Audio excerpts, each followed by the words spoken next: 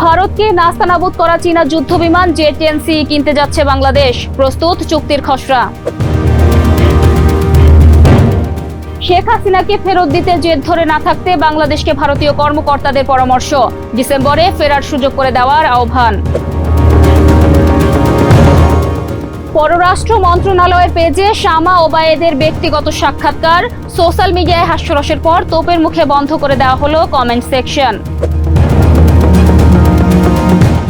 সীমান্তে আবারও নাকানি চুবানি বিএসএফের, বাংলাদেশিদের তোপের মুখে অস্ত্র ও অকিটকি ফেলে পালালো ভারতীয় জওয়ানরা।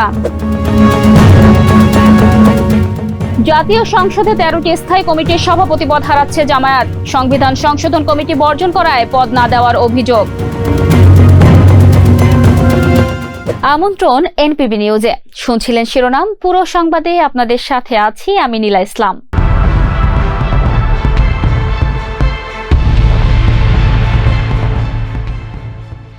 চীনের তৈরি অত্যাধুনিক মাল্টিরোল যুদ্ধবিমান জে-10CE কেনার পথে আরও এক ধাপ এগিয়ে গেল বাংলাদেশ। প্রয়োজনীয় অর্থ বরাদ্দ হলে চলতি বছরেই বাংলার আকাশে গর্জন দিবে ভারতকে নাস্তানাবুদ করা এই আধুনিক যুদ্ধবিমান। ইতিমধ্যেই প্রস্তুত করা হয়েছে চুক্তির প্রাথমিক খসড়া। বিস্তারিত দেখুন রিপোর্টে। ভারতের গর্ব ফরাসি রাফাল যুদ্ধবিমান ধ্বংসকারী চীনের তৈরি অত্যাধুনিক মাল্টিরোল যুদ্ধবিমান জে-10CE কেনার পথে আরও এক ধাপ এগিয়ে গেল বাংলাদেশ। প্রয়োজনীয় অর্থ বরাদ্দ হলে চলতি বছরেই বাংলার আকাশে গর্জন দেবে চীনের তৈরি এই অত্যাধুনিক যুদ্ধবিমান, সাথে কেনা হবে শক্তিশালী হেলিকপ্টার। এই লক্ষ্যকে সামনে রেখে একটি খসড়া চুক্তি তৈরি করছে সরকার। মঙ্গলবার সচিবালয়ে সরকারের সমসাময়িক কর্মকাণ্ড তুলে ধরার সময় সাংবাদিকদের এসব তথ্য জানান তথ্য ও সম্প্রচার উপদেষ্টা ডাক্তার জাহিদুর রহমান। প্রধানমন্ত্রীর এই উপদেষ্টা আরও জানান, যুদ্ধবিমান কেনার জন্য যদি চলতি বছরেই অর্থ বরাদ্দ হয় তবে এই যুদ্ধবিমান ও হেলিকপ্টারগুলো কেনার মূল কাজ এই বছরেই শুরু হবে, আর সেটি না হলে আগামী বছরের জুলাইয়ে শুরু হওয়া অর্থ বছরেই এটি বাস্তবায়ন করা হবে। তিনি আরও জানান, এর পাশাপাশি ভিআইপি হেলিকপ্টার এবং ড্রোন কেনার বিষয়ে কাজ করছে সরকার। বলা হচ্ছে, চীনের তৈরি এই মাল্টিরোল যুদ্ধবিমান বাংলাদেশের বিমান বাহিনীতে যুক্ত হলে আধুনিক রাডার, দূরপাল্লার ক্ষেপণাস্ত্র ও মাল্টিরোল সক্ষমতায় দেশের আকাশ প্রতিরক্ষা ব্যবস্থা আরও শক্তিশালী হবে। যুদ্ধবিমান দিয়ে আকাশ সীমা টহল, শত্রুদের বিমান শনাক্ত করা সহ প্রয়োজনে স্থল লক্ষ্যবস্তুতে হামলা চালানোর সক্ষমতা থাকবে বাংলাদেশের কাছে। এদিকে সরকারের বিভিন্ন সূত্র থেকে জানা যায়, চীনের জে-10C যুদ্ধবিমান কিনতে খরচ হবে আনুমানিক $220 কোটি। এই চুক্তির আওতায় বিমানের পাশাপাশি প্রয়োজনীয় প্রশিক্ষণ এবং দীর্ঘমেয়াদী রক্ষণাবেক্ষণ সুবিধা অন্তর্ভুক্ত থাকবে বলে জানা যায় চুক্তির শর্ত অনুযায়ী এই মূল্য আগামী 10 বছরের মধ্যে পরিশোধ করার সুযোগ পাবে ঢাকা।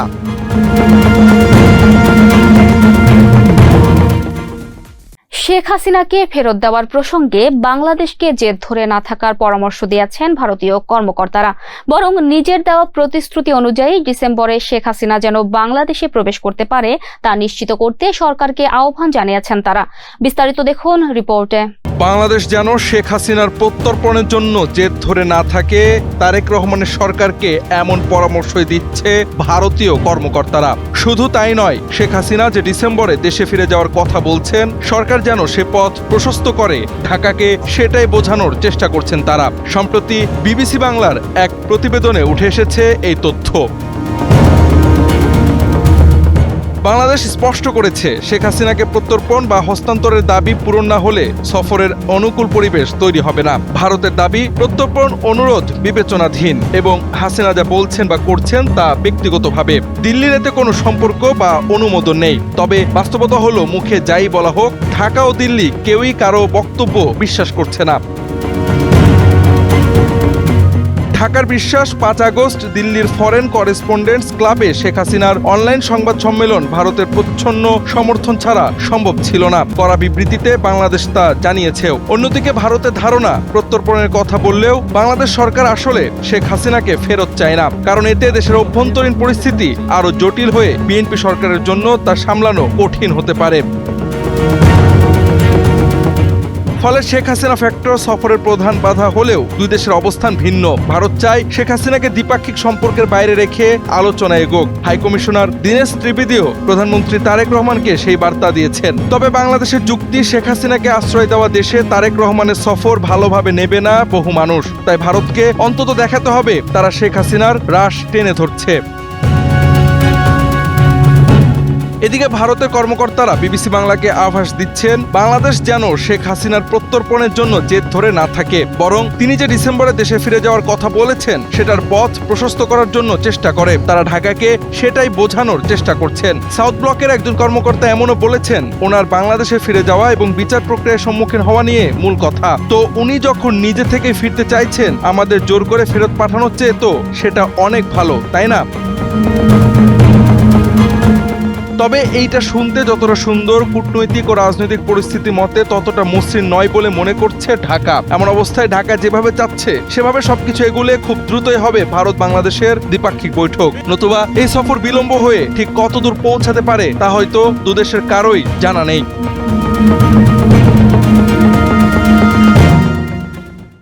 বেসরকারি টেলিভিশন চ্যানেলে পররাষ্ট্র প্রতিমন্ত্রী শামা ওবায়েদের দেওয়া ব্যক্তিগত সাক্ষাৎকারের প্রচারণা চালিয়েছে পররাষ্ট্র মন্ত্রণালয়। বুধবার বিকেলে মন্ত্রণালয়ের ভেরিফাইড ফেসবুক পেজে দেওয়া এক পোস্টে এই প্রচারণা চালানো হয়, জানিয়ে সমালোচনায় মুখর হন নেটিজেনরা। বিস্তারিত দেখুন রিপোর্টে। বেসরকারি একটি টিভি চ্যানেলে সাক্ষাৎকার দিয়েছেন পররাষ্ট্র প্রতিমন্ত্রী শামা ওবায়েদ, আর সেই সাক্ষাৎকারের লিঙ্কই পোস্ট করা হয়েছে মন্ত্রণালয়ের ভেরিফাইড ফেসবুক পেজে। পোস্টে বলা হয়, মাননীয় পররাষ্ট্র প্রতিমন্ত্রী শামা ওবায়েদ ইসলাম এমপি যমুনা টেলিভিশনের একটি বিশেষ সাক্ষাৎকারে অংশ নিয়েছেন। সাক্ষাৎকারে তিনি বিভিন্ন গুরুত্বপূর্ণ বিষয়ে কথা বলেছেন। সাক্ষাৎকারটির লিঙ্ক প্রথম কমেন্টে দেয়া হলো। বুধবার বিকেলে পোস্টটি দেওয়ার সঙ্গে সঙ্গেই তা ছড়িয়ে পড়ে সামাজিক যোগাযোগ মাধ্যমে। নেটিজেনদের নজরে পড়তেই কমেন্ট বক্সে শুরু হয় বিতর্ক ও হাস্যরস।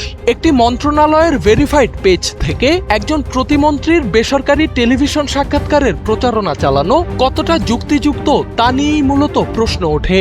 বিষয়টি নিয়ে রাজনৈতিক অঙ্গনেও শুরু হয় আলোচনা সমালোচনা। বিশেষ করে এনসিপি নেতাদের একটি অংশ বিষয়টি নিয়ে ব্যঙ্গ বিদ্রুপ করেন। কমেন্টে এনসিপি নেতা সার্জিস আলম লেখেন, একটা দেশের পররাষ্ট্র মন্ত্রণালয়ের ভেরিফাইড পেজ থেকে কি পোস্ট করা উচিত সে বিষয়ে আপনাদের মিনিমাম কমন সেন্স থাকা দরকার। ডাকসুর সমাজসেবা সম্পাদক এবি জুবায়ের বিস্ময় প্রকাশ করে লেখেন, এটা নাকি মন্ত্রণালয়ের ভেরিফাইড পেজ। আর ডাকসুর কার্যনির্বাহী সদস্য সর্বমিত্র চাকমা কমেন্টে দেন জোকারের ইমোজি। তীব্র বিতর্কের মধ্যেই শেষ পর্যন্ত ওই পোস্টের কমেন্ট সেকশন বন্ধ করে দেয় পররাষ্ট্র মন্ত্রণালয়। বাংলাদেশিদের তোপের মুখে সীমান্তে অস্ত্র ফেলেই পালিয়েছে ভারতীয় সীমান্তরক্ষী বাহিনী বিএসএফ। গরু চড়ানোকে কেন্দ্র করে বাগবিতণ্ডা ও ধস্তাধস্তির এক পর্যায়ে দুটি শটগান ও একটি ওয়াকিটকি ফেলে পালিয়ে যায় ভারতীয় জওয়ানরা। পরে সেগুলো উদ্ধার করে বিজিবি। বিস্তারিত দেখুন রিপোর্টে। এবার বাংলাদেশিদের তোপের মুখে অস্ত্র ফেলেই পালালো ভারতীয় সীমান্তরক্ষী বাহিনী বিএসএফ। সীমান্তবর্তী এলাকায় গরু চড়ানোকে কেন্দ্র করে বাগবিতণ্ডা ও ধস্তাধস্তির এক পর্যায়ে বিএসএফ এর 3 সদস্য দুটি শটগান ও একটি ওয়াকিটকি ফেলে পালিয়ে যায় সীমান্তের ওপারে। পরে সেগুলো উদ্ধার করে বর্ডার গার্ড বাংলাদেশ বিজিবি।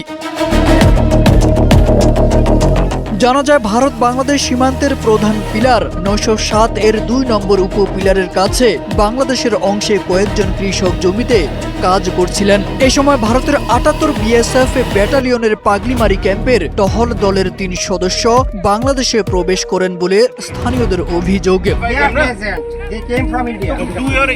এক পর্যায়ে কৃষকদের সঙ্গে বিএসএফ সদস্যদের তর্কাতর্কির পর মারধর ও ধস্তাধস্তির ঘটনা ঘটে। এ সময় বাংলাদেশি কৃষকরা বিএসএফ সদস্যদের একটি শটগান ধরে ফেলেন বলে জানান স্থানীয়রা। পরে আশপাশের লোকজন এগিয়ে আসলে বিএসএফ সদস্যরা দুটি শটগান ও একটি ওয়াকিটকি সেটে ফেলে ভারতে পালিয়ে যান। আপনি পড়াশোনা দিয়ে করাচ্ছেন আমার বাবা করেছে নাকি? পরে সন্ধ্যা 6টা থেকে 6টা 50 মিনিট পর্যন্ত দুই বাহিনীর ব্যাটালিয়ন কমান্ডার পর্যায়ে পতাকা বৈঠক অনুষ্ঠিত হয়। বৈঠকে বিজিবির পক্ষ থেকে অনুমতি ছাড়া বিএসএফ সদস্যদের বাংলাদেশের অভ্যন্তরে প্রবেশ এবং স্থানীয়দের সঙ্গে বাকবিতণ্ডার বিষয়টি তুলে ধরা হয়। জবাবে বিএসএফ কমান্ড্যান্ট এই ঘটনার জন্য দুঃখ প্রকাশ করেন। ভবিষ্যতে এ ধরনের ঘটনা আর ঘটবে না বলেও তিনি আশ্বাস দেন। একই সঙ্গে ঘটনায় জড়িত সদস্যদের বিরুদ্ধে আইন অনুযায়ী ব্যবস্থা নেওয়ার কথা জানান। মঙ্গলবার দুপুর 2টা 20 মিনিটের দিকে লালমনিরহাটের হাতীবান্ধা উপজেলার বন চৌকি সীমান্তে এই ঘটনা ঘটে। সংবিধান সংশোধনে গঠিত বিশেষ কমিটি বর্জনের কারণে সংসদের 13 স্থায়ী কমিটির সভাপতির পদ হারাচ্ছে বিরোধী দল। এজন্য বিরোধী দলের অনাগ্রহকে দায়ী করেছেন জাতীয় সংসদের চিফ হুইপ নুরুল ইসলাম মনি। বৃহস্পতিবার সংসদের তৃতীয় অধিবেশনের প্রথম দিনে কমিটির গঠনের কাজ শেষ হবে। এ বিষয়ে বিরোধী দলীয় চিফ হুইপ নাহিদ ইসলাম গণমাধ্যমকে জানান, স্থায়ী কমিটির সভাপতির পদ পেতে বিরোধী দলের সদস্যদের কিছু শর্ত জুড়ে দিয়েছে সরকারি দল। কেবল সংবিধান সংশোধন কমিটিতে অংশ নিলেই এই পদ পাওয়া যাবে। তিনি এও জানান, বর্তমান পরিস্থিতিতে বিরোধী দলের জন্য সংবিধান সংশোধন কমিটিতে অংশ নেওয়ার সুযোগ বন্ধ হয়ে গেছে। বিষয়টি নিয়ে জানতে চাইলে চিফ হুইপ নুরুল ইসলাম মনি বলেন, শর্তারোপের অভিযোগ সঠিক নয়। অতীতে সংসদীয় কমিটি গঠন যে প্রক্রিয়ায় হয়েছে এবার তাই অনুসরণ করা হবে। স্থায়ী কমিটির সভাপতির পদ বিরোধী দলকে দিতে সংবিধান সংশোধন বাধ্যতামূলক কিনা জানতে চাইলে তিনি বলেন, সনদ বাস্তবায়নে বিরোধী দল আন্তরিকতা দেখিয়ে সংবিধান সংশোধন কমিটিতে অংশ নিলে সরকারি দল হাত বাড়াবে। সংসদের অধিবেশনে কমিটি গঠন বা পরিবর্তন যে কোনো সময়ই সম্ভব। তবে এ বিষয়ে বিরোধী দল প্রথম থেকেই নেতিবাচক আচরণ দেখিয়ে এসেছে।